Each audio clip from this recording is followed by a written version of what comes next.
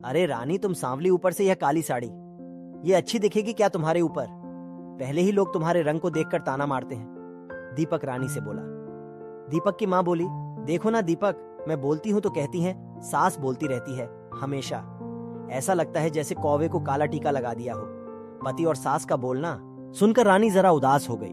वो काली नहीं थी, क्या कृष्ण जैसी छुई की तरह, और रानी नाक नक्शे में अच्छी थी, पर पति और सास उसके कलर को लेकर रानी को हमेशा ताना मारते थे। क्या करेगा वो भी?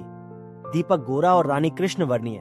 लोगों का क्या, वो तो नाम रखने में पीएचडी होते हैं। ब्लैक और व्हाइट जोड़ी बोलते थे दोनों को। दीपक का मन वैसे साफ था। रानी को अगर कोई कलर को लेकर बोलता तो उसे जरा भी अच्छा नहीं लगता था, इसीलिए वह भी थोड़ा बहुत बोल देता था ताकि वह जिद ना करे। लेकिन जब वह बोलता था तो उसे इस बात का पछतावा होता था। उसकी मां घर में हमेशा कड़वाहट रखती थी। आज भी वैसे ही हुआ। घर में उत्सव के माहौल में सुबह जब सास ने रानी से बात की तो वह थोड़ी घबराई हुई थी। उसका चेहरा भी शांत था। दीपक वास्तव में खुद पर शर्मिंदा था। घर पर बैठने के बजाय वह काम के लिए बाहर चला गया। बाहर जब उसने देखा तो कई सारी महिलाएं काली साड़ी पहनकर सड़कों पर चल रही थीं। सभी ही गोरी थीं। वे सब महिलाएं काली साड़ी में अच्छी लग रही थीं। दीपक काम की जगह पर जा पहुंचा। उसका बचपन का दोस्त विक्की और उसका पूरा परिवार साथ में था। जान पहचान हुई तभी पीठ के पीछे से विक्की की पत्नी आई। वह भी काली सांवली रंग की ही थी। उसने भी काली साड़ी पहनी थी। पीछे से एक आवाज आई, प्रतीक्षा दीदी, अच्छी दिख रही हो आप। आपकी साड़ी भी बहुत अच्छी है और आप भी। प्रतीक्षा के चेहरे पर खुशी आई। उससे ज्यादा विक्की खुश हो गया था। दीपक विक्की को कुतूहल से देख रहा था। विक्की ने वह देखा और जाना। वो दीपक के सवालों को हल करना चाहता था। विक्की ने दीपक से सीधे ही पूछ लिया, पूछो तुम्हारे मन में जो भी है, मैं तुम्हें उसका उत्तर देने के लिए तैयार हूं। दीपक पहले हड़बड़ाया, फिर वह बोलने लगा कि नहीं, ऐसा कुछ भी नहीं है। विक्की ने दीपक से कहा, तुम मुझे नहीं जानते कि मैं लोगों का मन कितने अच्छे से पढ़ सकता हूँ। तुम तो मेरे बचपन के मित्र हो।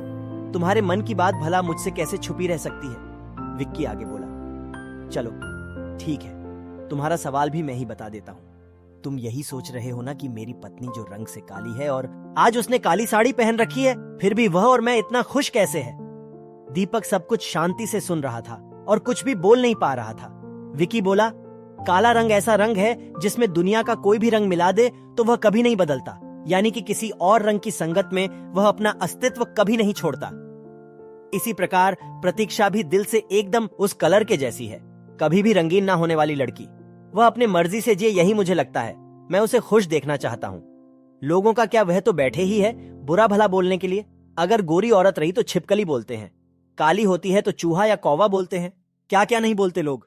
ताना मारने वाले मारते रहे। हमें हमेशा खुश रहना चाहिए।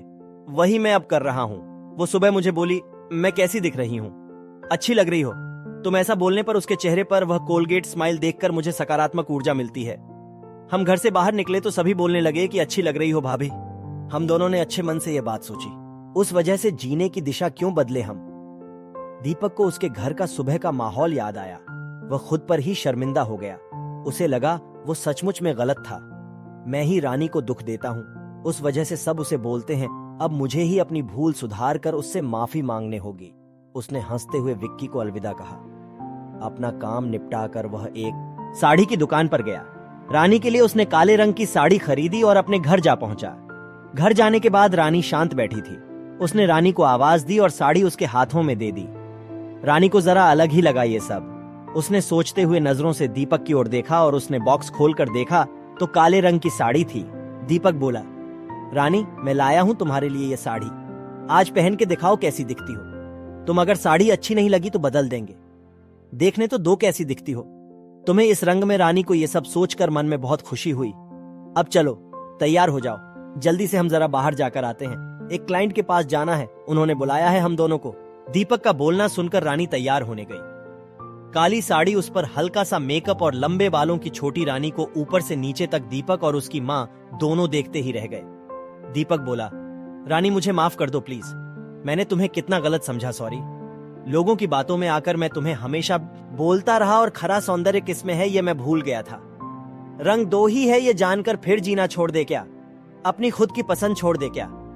तुम्हें काली रंग की साड़ी पहनना बहुत अच्छा लगता था ना, पर मैं हमेशा तुम्हें टोकता रहा। अब मुझे समझ में आया, किसी भी रंग में रंगते वक्त मन साफ हो तो खूबसूरती निखरती है।